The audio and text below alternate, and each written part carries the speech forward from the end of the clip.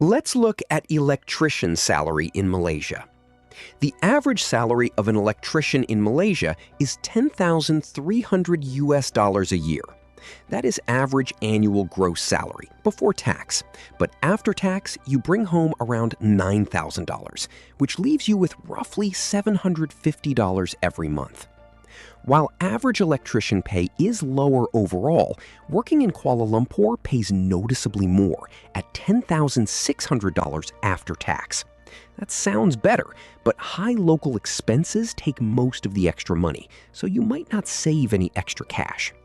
Since starter electrician wages sit well below this average, you will need to gain practical experience quickly to lift your income.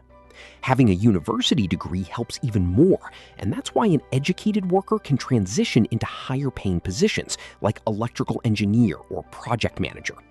On top of that, international firms usually pay stronger salaries than small local shops, which is why your employer type makes a huge difference in how much an electrician makes in Malaysia.